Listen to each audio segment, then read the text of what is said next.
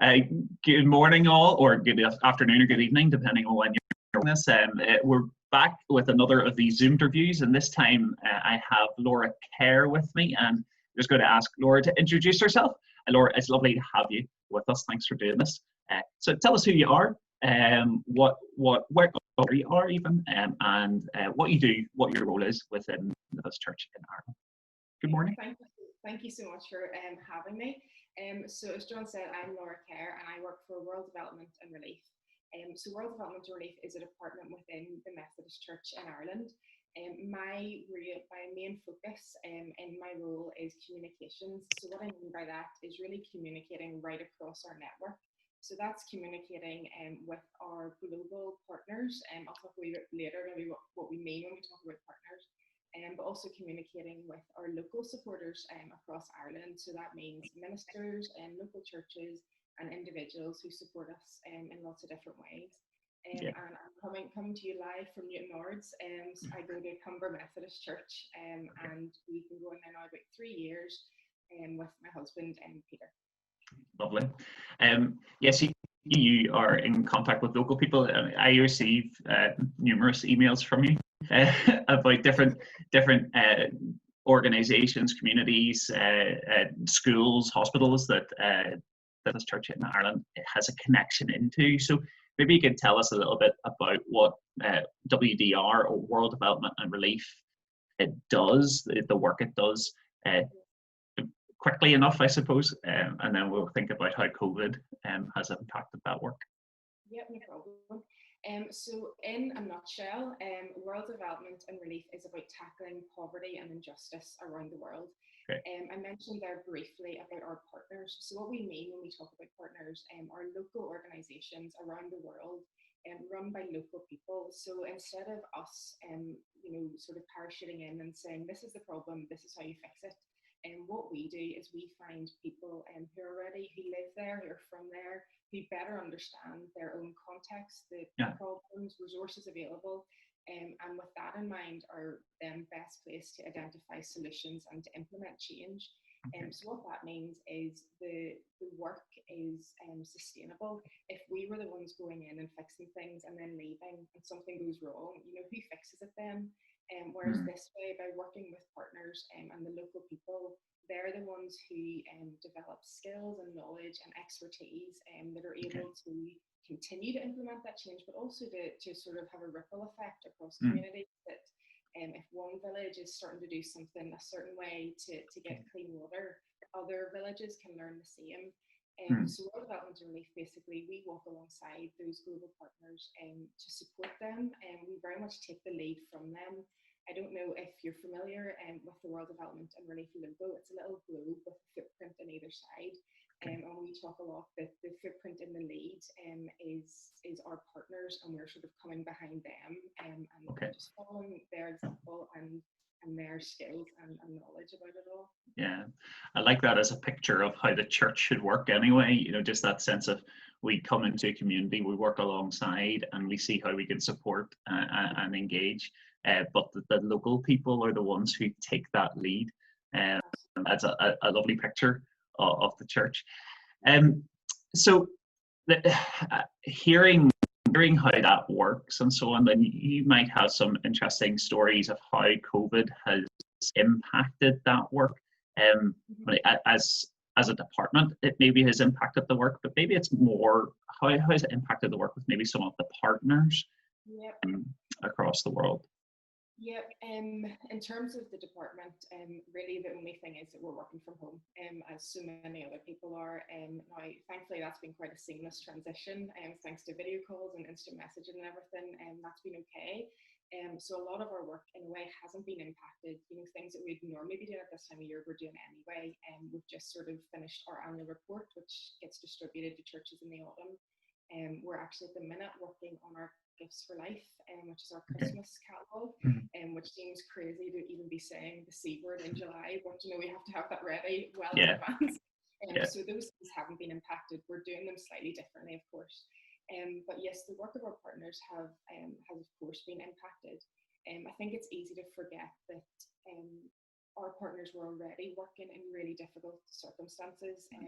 working in countries where the economy is weak and governments are unstable, healthcare systems are just ill-equipped to deal with things like pandemics.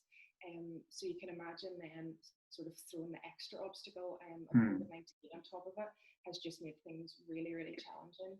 A lot of our partners as well, for example, we work with a few in South Africa, so things like social distancing is just not doable. There's some really densely populated areas, so the work of our partners, even though things aren't happening in terms of maybe programs and things that would normally rerun and have closed, but a lot of the people they work with are still really vulnerable and not able to socially distance or to isolate if they have symptoms.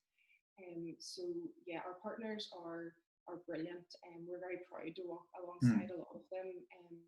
But the work has definitely been impacted just because of restrictions and because of the already challenging circumstances that they face. Yeah, no, it's. I think at times we find that it's been difficult on this island with the restrictions we faced, and yet. Actually, I think I was saying it with Tim, we had a much better starting block. The resources available to us and that challenge for our brothers and sisters across the world that we seek to support and stand with in prayer. I have a heck of a harder journey. In the midst of those challenges, then, have you heard any good news stories, things where COVID has actually provided a new avenue of ministry, a new sense of hope, or a new generosity within a community? Yep, I'll give you a couple of examples. So our partners, like I said, they're just people of real integrity and people who are so committed to their work and to the communities that they work in. And in the face of adversity and challenges that they're facing at the minute, they have just stepped up to the plate. So, for example, we have a partner in Lebanon called Farandaveg Institute for the Deaf. And as restrictions came in Lebanon, the school became quite concerned about the deaf community. If you think about it, we just switch on the news and are hearing things, or switch on the radio, or someone tells us something, and there's a complete fountain of information, at our fingertips. Whereas for the deaf community, they were suddenly thinking, have they been told what symptoms to look for, or how to self-isolate, or how to socially distance? So the school went to the Ministry of Information in Lebanon, and it was agreed that the pupils in the school would record a video in sign language. I think it was about maybe 1 minute long, and it was just to be sent around on phones via WhatsApp, just for the deaf community to be better equipped and not to be ignored and sort of made more vulnerable, by not having that same access to information. So that has been brilliant, and just to see them constantly looking beyond themselves. It wasn't just sort of batten down the hatches and protect ourselves, but thinking wider. So definitely just a reminder to us, that we work with some brilliant people. Yeah. We have a partner as well in Zimbabwe called Debani Water Workshops. And they work mainly with really rural communities in Zimbabwe. So again, you can imagine sort of the lack of information making it out into the rural parts. So Debani worked with, I think it was the Ministry of Health in Zimbabwe, and basically just used all their field vehicles and sort of strapped speakers onto the roof and made up information leaflets and just went out and used the resources that they had to help the communities, and also to help the government who maybe didn't have all that resources as well to use.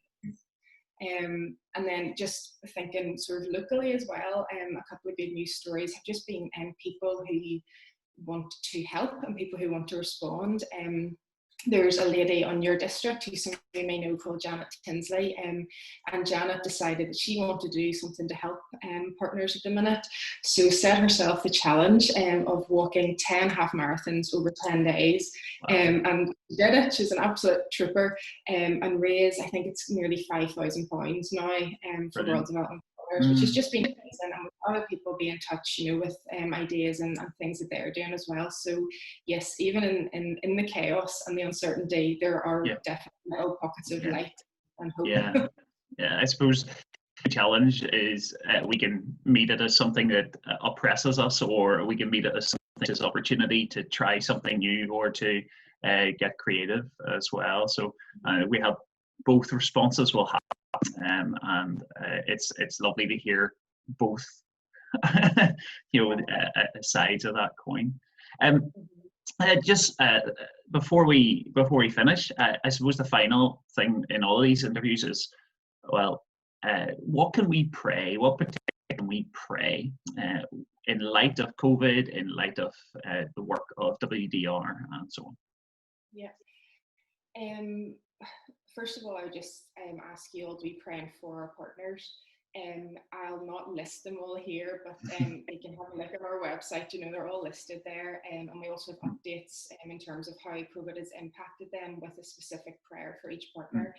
We always tell our partners that we are praying for them, and that Irish Methodists are very faithful people of prayer, and they always respond, how grateful they are, and so many of them come back and saying, we're praying for you too. So just continue to pray for the work, and pray, I think, for sort of long-term impact, that they're already starting to think, okay, how do we come out of this? And there could be a delay of COVID hitting them, as hard as it might do in the future.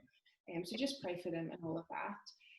I think going back to your question about impact, for us as a department, I don't think we'll know the true impact of sort of the financial side of things for a wee while.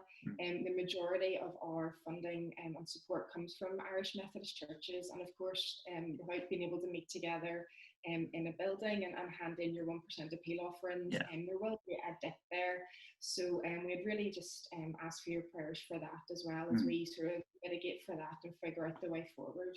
And yeah, just to continue to pray for myself and Tim and our committee as we figure out things going forward, and how we continue to walk alongside, and like you said, John, just to stand in solidarity with our partners and remind them that we're here and we're committed to them.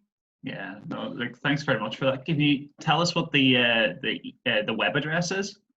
Yes, it's just www.methodistworlddevelopment.org, and on the homepage you'll see sort of little pictures of all the partners where you can just click and how we flick through them all.